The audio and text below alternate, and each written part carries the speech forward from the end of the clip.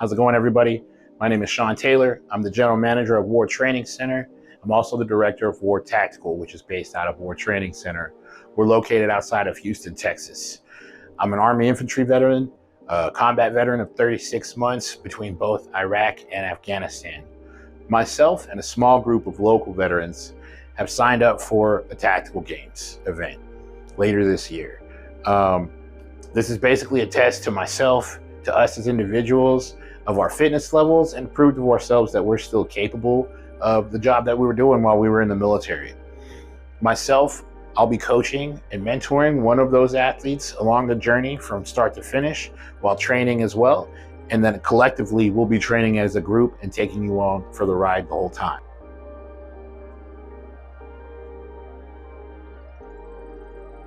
So that leads us to our next thing. Who's War Training Center and who's War Tactical? War Training Center is a 10,000 square foot combat sports and self-defense facility outside of Houston, Texas, in a little city called Tomball. Home of some of the best fighters in the state, country, and also abroad, with fighters all the way up at the highest level in the UFC. War Training Center is also the home of War Tactical. War Tactical is a fitness and firearms-oriented tactical athlete community that's focused specifically for them, the fitness and the firearms and all that stuff.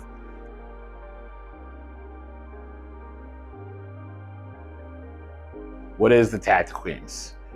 Essentially, the Tactical Games is CrossFit with guns. I mean, that's the shortest, most accurate description of it. But in reality, Tactical Games is a test and competition for tactical athletes, members of the first responder communities, and honestly, anyone in general interested in that type of lifestyle to compete. It's going to be a test of your fitness levels and your marksmanship. From my experience so far, the Tactical Games community is a friendly, informative, but seriously competitive community and group of individuals.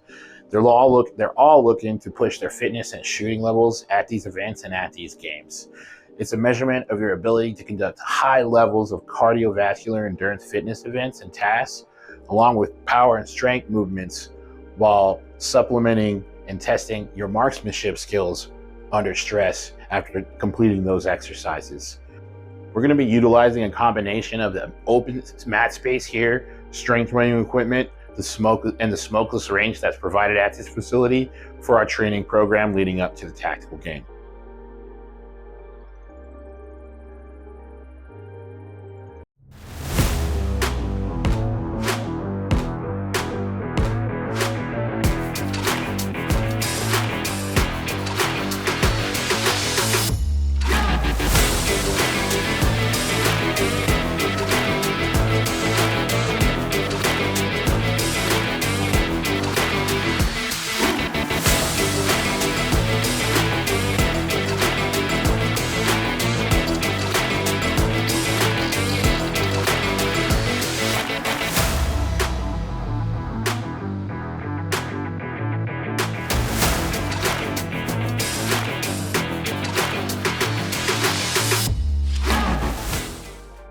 The smokeless range you see me standing in now is going to be used in conjunction with live fire range training to help get reps in while cutting down on overall training costs.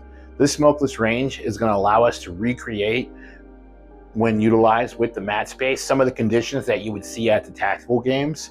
So you can still get that trigger time and trigger pulls in, but not with the cost of overall ammunition while you're training.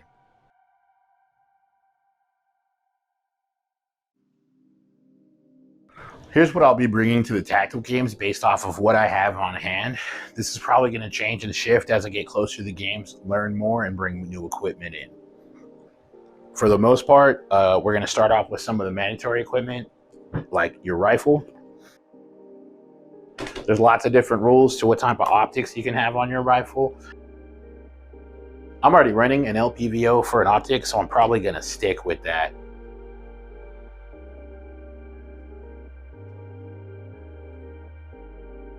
I've got the Candid iron sights on there as a backup. Now my muzzle device, from what I've read, will need to be changed to a standard muzzle device. I am running an aftermarket ALG trigger, nothing crazy, no fancy Geissele or anything like that, just gets the job done. This is a custom build that I got from a manufacturer, and I built it myself while I was working there. It's tried and true though. I've done a lot of training with it. I know it should run well. For our secondary and our pistol, we're going to be taking, once again, one of my tried and true firearms, this Glock 19 Charlie. Compensated. Glock 19 is going to be, it's a workhorse. Lots of training been done with this. I know it's gonna, it's Old Faithful for me. So I'm gonna take it. I'm not gonna take any type of fancy race gun or anything like that. Who knows? Leading up to the games, I might change my mind and then move to something different. I'm gonna move over to the belt here. My belt is not completely set up yet. This is a Ronin Tactics belt. Right now, I just grabbed some of the holsters that I had. I do actually have a retention holster on here. That is one of the things that is required, is some type of retention holster. At the moment, I have a double mag pouch and 2 double pistol pouches and a dump pouch on here. I want to get at least 1 more double mag pouch, and I probably will be upgrading to some better pouches overall, just because. Magazines, everything I said to bring about 5 to 6. Other things I saw said to bring 7 or 8 just in case they fail or get lost. So I got that. I got about 7 or 8 of both the Glock mags, AR mags, good to go on magazines. These aren't necessarily mandatory, but I brought them just in case. Gloves, you never know, you might need some extra grip, something like that. Ear Pro, I'm going inside the ear Pro. You can wear outside, you can wear both. For me, it's more about mobility. I don't want to knock anything off my ears and have to mess with that while I'm moving around during the tactical games.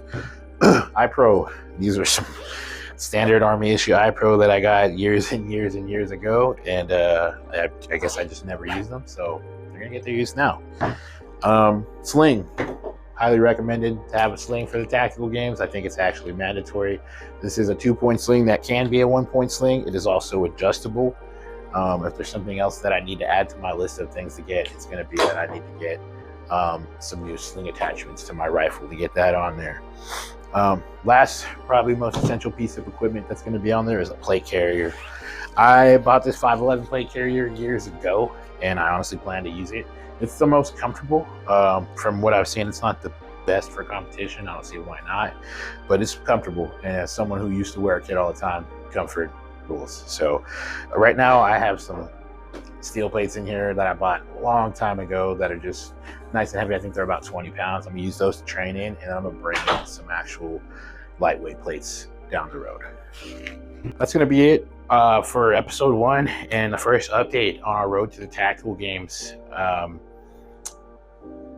In closing, if anybody is interested in War Training Center, I'm going to put a link down below. You can check them out if you're in the local area. You want to sign up for the combat sports programs or the tactical athlete programs. Make sure to shout them out. I'm also going to put the link to the tactical games in case you haven't heard of it or you're interested in participating yourself. That will be down there. We're motivated. We're super excited. Looking forward to taking you guys along this journey for the tactical games. We'll see you next time.